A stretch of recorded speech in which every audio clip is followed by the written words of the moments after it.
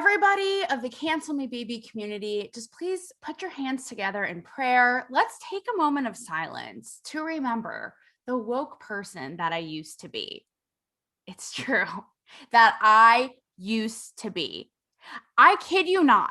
I discovered literally like the mummy resurrecting, okay, how woke I used to be. I was like the woke spokesperson manifesto before woke was like the cool thing. I don't know if we would call it cool, but you know what I mean. I was that person before it became all trendy and taking over the internet. I know. No, I know. I'm not even kidding you. Here's how I realized this, okay, and had this come to Jesus moment.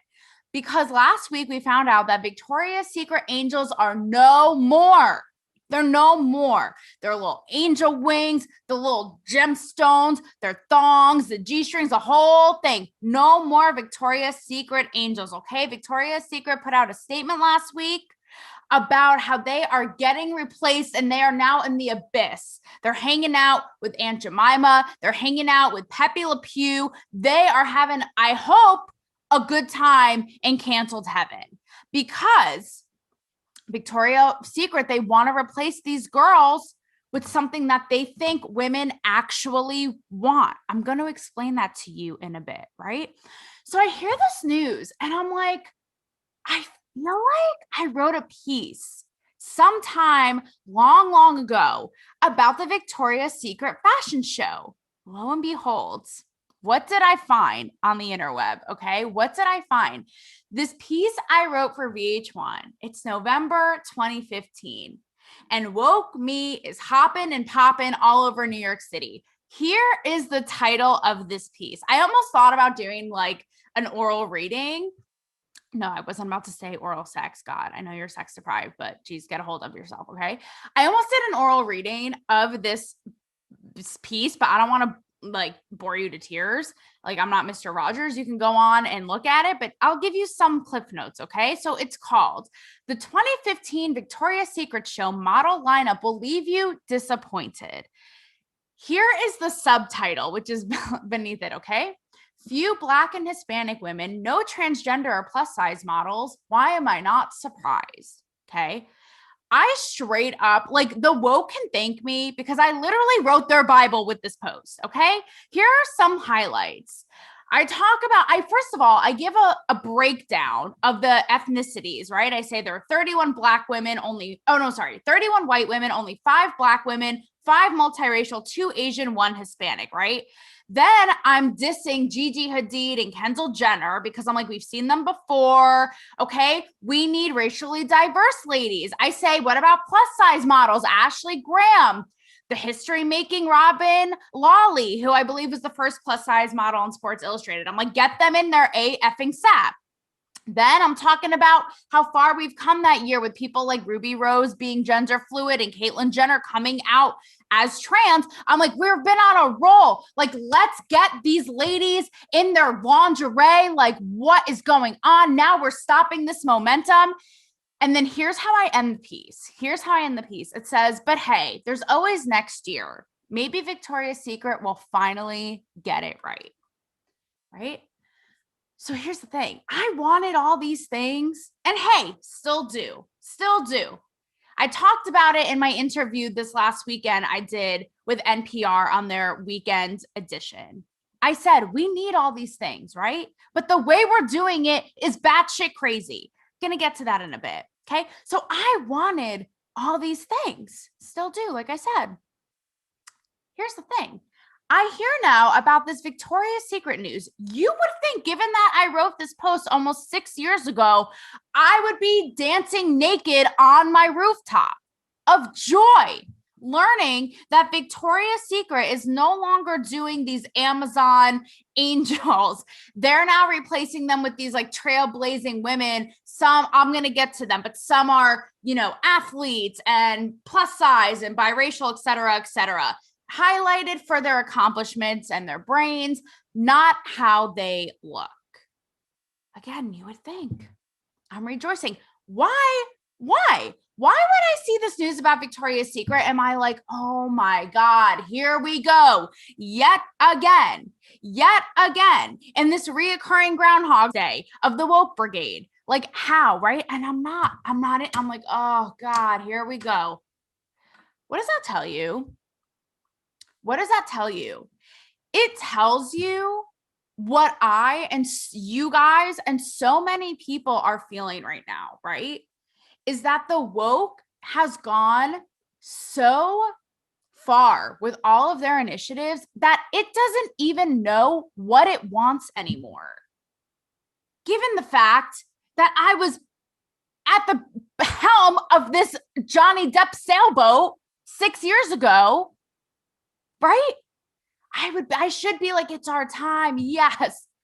But they have lost total grip of what any sort of inclusion of impact and meaning actually means. So here's what's going on. Victoria's Secret wants to create revolutionary product collections, compelling and inspiring content, new internal associate programs, and rally support for causes vital to women.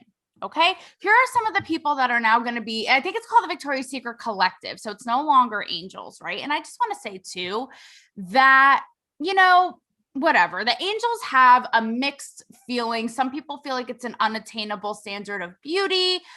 Obviously, I felt that when I wrote this post. I even had a line in here, like, I'd love to just see them have women like you and me, right? Average women. I did say, though, that the Victoria's Secret angels, were gorgeous and there's nothing wrong with them, which I still stand by now. But they've now as I've grown up, I'm kind of like, let them do that thing over there, right? So I don't know if it's an element of like being young and kind of like growing into my own and being like taking Victoria's Secret angels like for what it is, right? Dave Portnoy came out and said something on Barstool last week, like it's a fantasy. They're selling a fantasy, right? So clearly my panties aren't as in a bunch about it now as I was then. But nonetheless, here's what some of the people now who are going to be in this collective program. We have a Chinese American freestyle skier. We have a US soccer player. Her name is Megan Rapinoe. I think she's a big activist with gender things, equality things. Name another buzzword. I don't care. Pick your poison. Okay. Then we have Priyanka Chopra. We all know who Priyanka is. We have, I don't know. I'm sorry. I'm butchering these names. Okay. Like your local meat man, Paloma Alcesser. She's a biracial plus size model. She's gorgeous, but you get the point, right? So Adriana Lima, it's a good thing, girl, that you walked your last strut because they would kick you so far to Dorothy's house in Kansas and then into the tornado before you could even blink and tap your G-string together. It's not even funny, okay? Here's a piece that was in the New York Times about this. It says, Victoria's Secret swaps angels for, quote, what women want.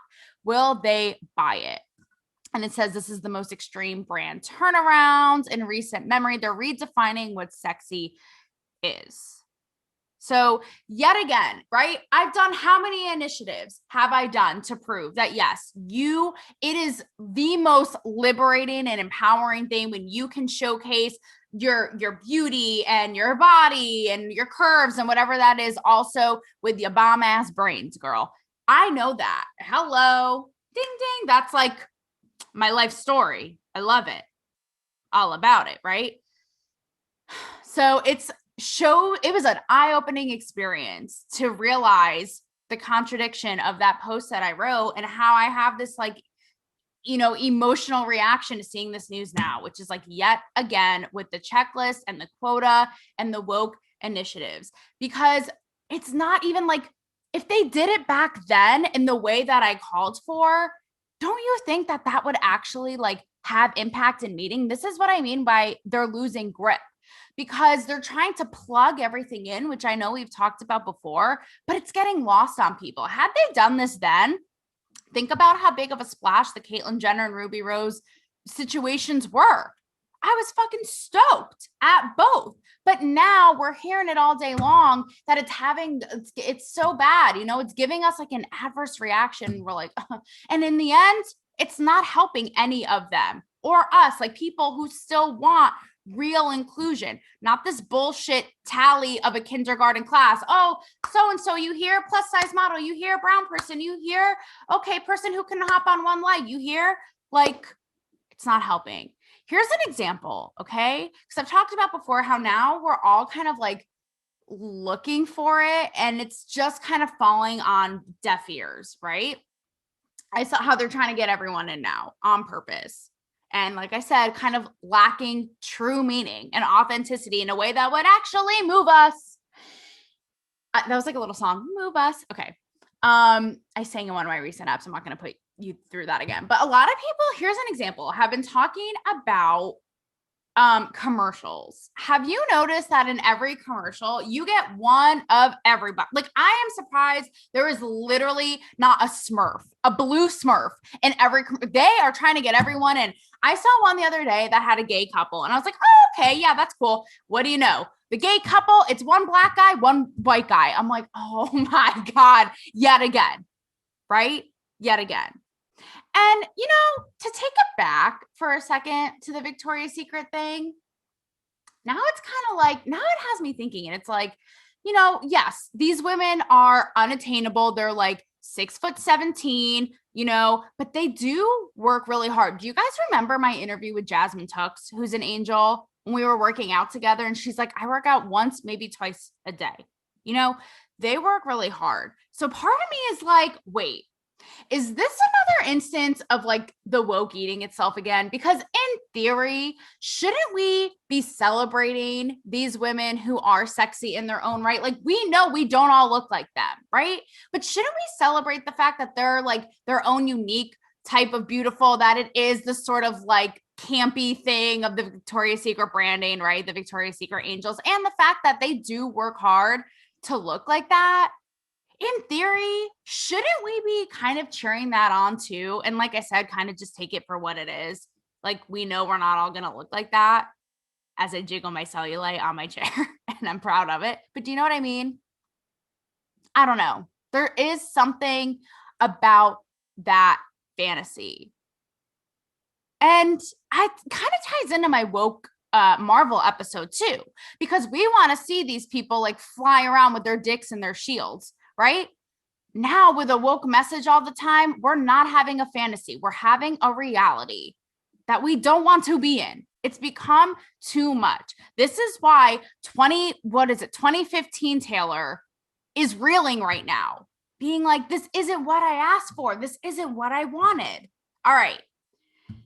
Here's an example that just will, I don't even know if you haven't heard this yet. Just wait for it, okay? Lin Miranda. So this is the man who has literally been a pioneer for representation, for people of color, for like the woke agenda. Like, he is their guy. He is their Statue of Liberty, right? And I'm not even saying this sarcastically at this point, he has really paved the way. He is a groundbreaker. Could I be giving him any more of a digital blowjob right now? Okay, but this is how much I respect and appreciate Lin Manuel Miranda's work. You're like, bitch, you can't even pronounce his name right. No, but it is a little tongue twister. So he is the man who created Hamilton, you know, the one that your balls will be drooping to the core of the earth. You'll be so old waiting for tickets. Do you know what he did in Hamilton? So Hamilton was the groundbreaking Broadway show where they rapped. It told the story of Alexander Hamilton, right? The founding fathers. He made the founding fathers Black and Hispanic. Okay. And they're like rapping about history, like blowing all the uptight, you know, white, racist, however you want to say it, pearl clutching traditionalists, I don't know, blowing all that shit right out of their ass, because this was just like popping, you know, from here to Mars. So here's what happened. This man was also the composer, producer, lyricist of the new musical In the Heights. Okay, In the Heights, which I actually can't wait to see this. A bitch loves a musical. I was actually Cha-Cha in my high school production of Grease, so I'm not above it, okay?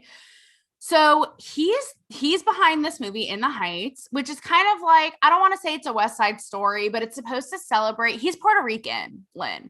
Oh, that rhymed. And it's to celebrate Puerto Ricans in Manhattan. Oh, and the director, by the way, is John M. Chu, the Asian man who directed Crazy Rich Asians. Okay. So what happens? In the Heights comes out with a all like total brown cast, but it's not enough. It's not enough. They end up getting so much flack because there's not enough dark-skinned Puerto Ricans. So Afro Latinx, dark-skinned Puerto Ricans. Okay. So John M. Chu ends up, the director talks about this, okay? And he says, well, here's what he says. That was something we talked about. I needed to be educated about, of course. Keep in mind, John M. Chu also broke records and made history with Crazy Rich Asians. I'm not going to rattle them off for you right now because do I look like an encyclopedia?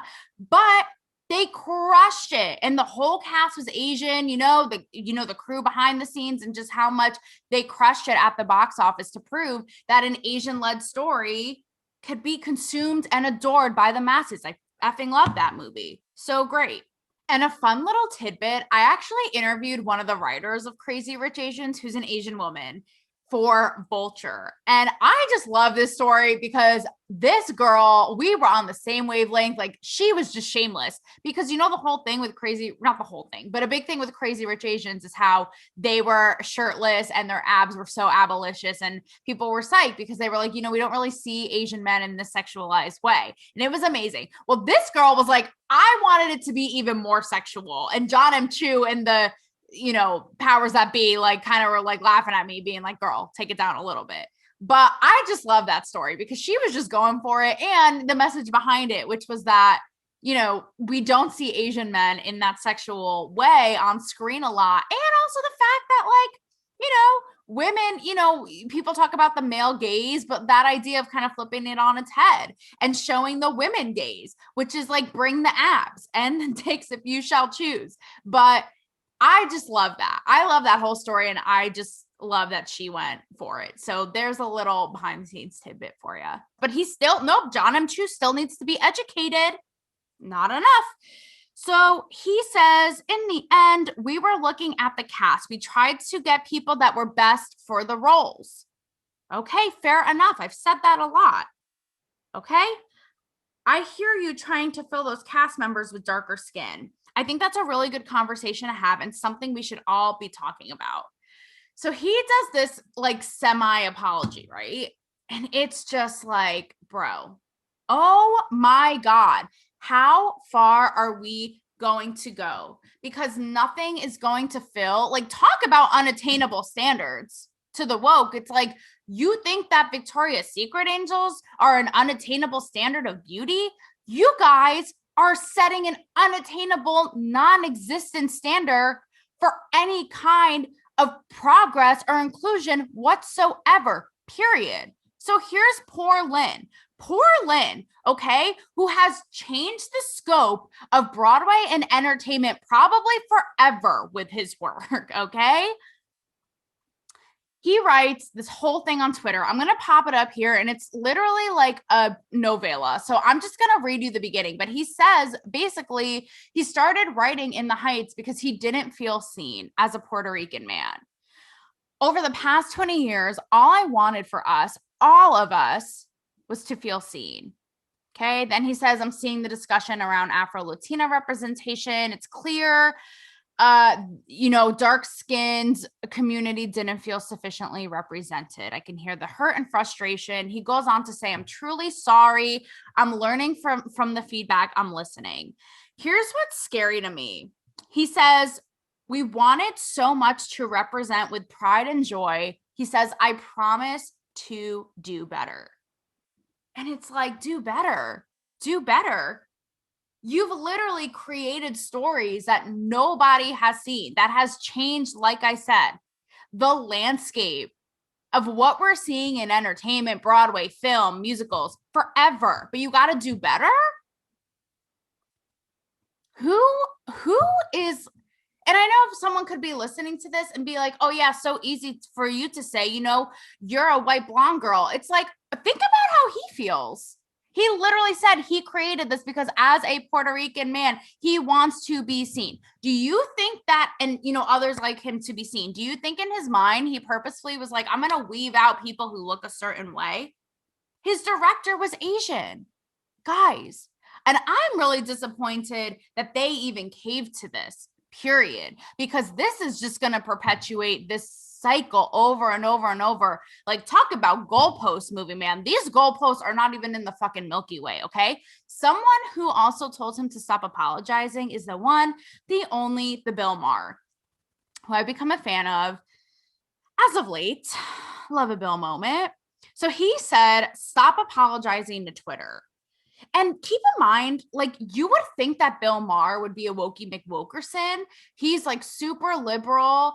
And this is why he hates it so much.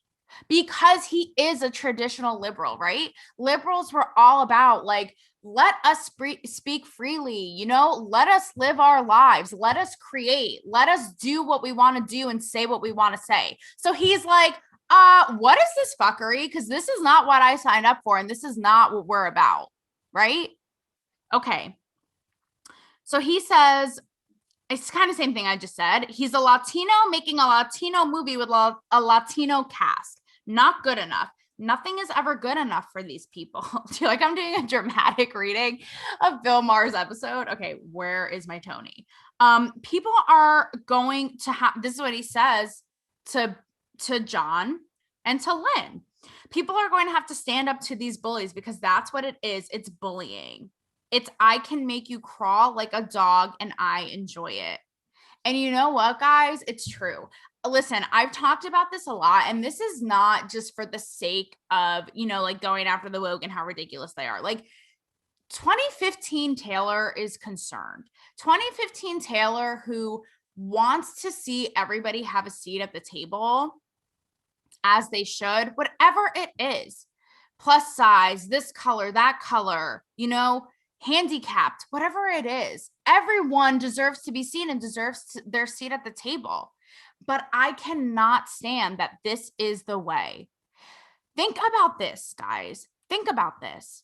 So the woke is punishing people who, it's one thing, right, to punish people who aren't woke.